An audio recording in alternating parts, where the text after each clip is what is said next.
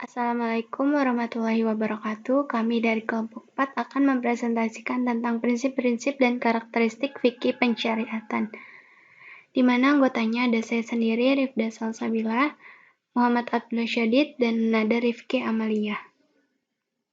Prinsip fikih. Pengertian prinsip fikih secara bahasa artinya permulaan, tempat pemberangkatan, titik tolak atau al-mabda. Menurut Juhaya S. Praja, prinsip fikih adalah kebenaran universal yang inheren di dalam hukum Islam dan menjadi titik tolak pembinaannya.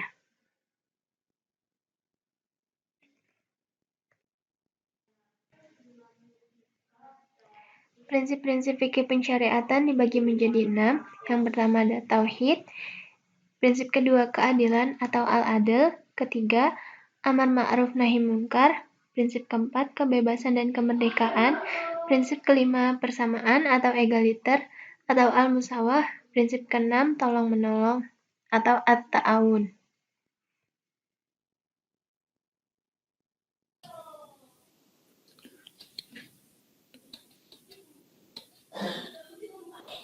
Dari prinsip-prinsip tadi, yang pertama adalah prinsip tauhid.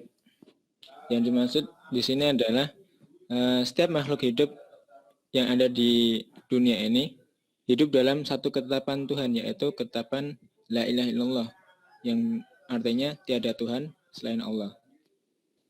Kemudian yang kedua ada prinsip keadilan atau al-adl. Nah, agama Islam mengajarkan dalam kehidupan bermasyarakat harus ditegakkan keadilan dan ihsan, yaitu tidak membedakan setiap ras dengan kekayaan ataupun status sosial. Jadi setiap makhluknya memiliki derajat yang sama. Kemudian yang ketiga ada amar ma'ruf nahi munkar.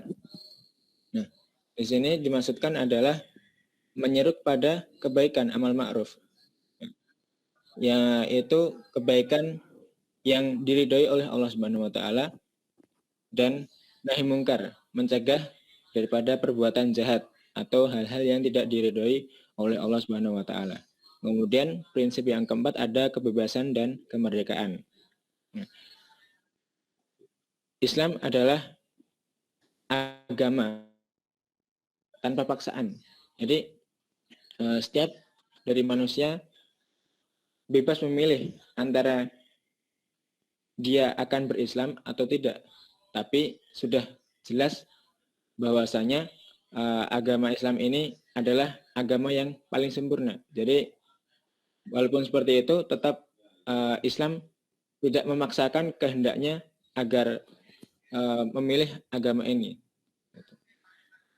Kemudian yang kelima ada persamaan atau egaliger, al-musawah.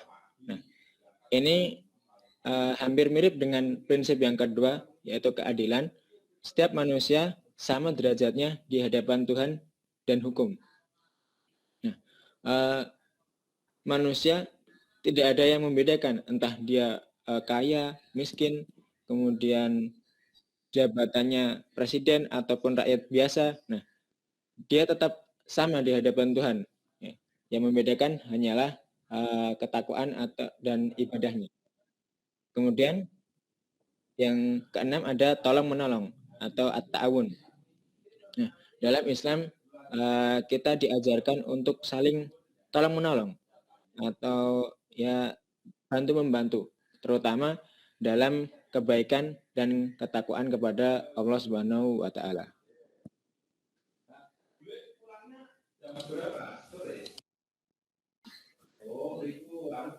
Lanjut ke karakter ya. Karakteristik hukum Islam. Hukum Islam memiliki beberapa karakteristik sebagai berikut. Yang pertama adalah takamul.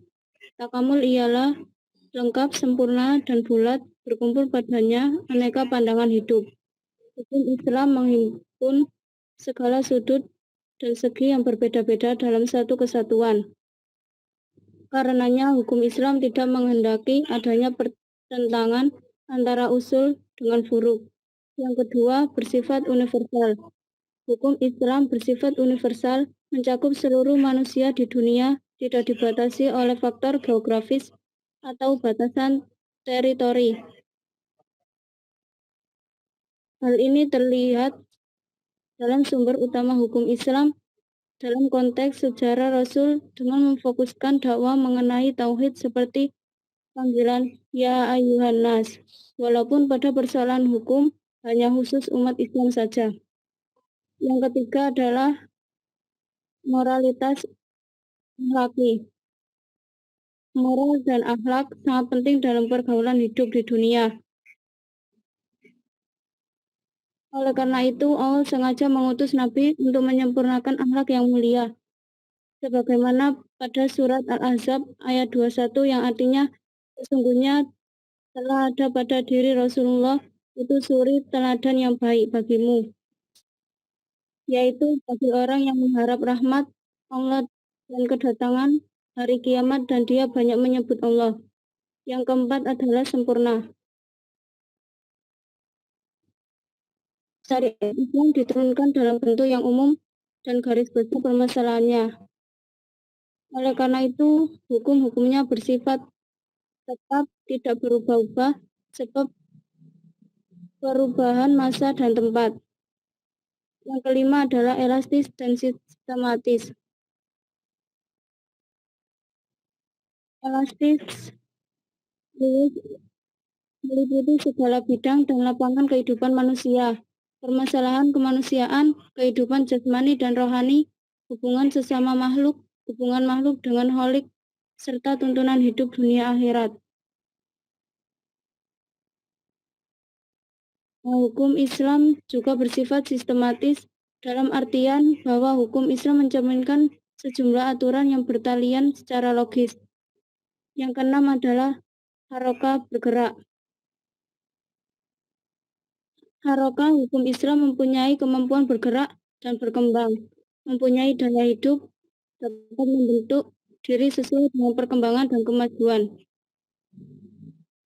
Hukum Islam terpancar dari sumber yang luas dan dalam, yaitu Islam yang memberikan sejumlah aturan hukum yang dapat dipergunakan dalam setiap masa dan tempat oleh manusia.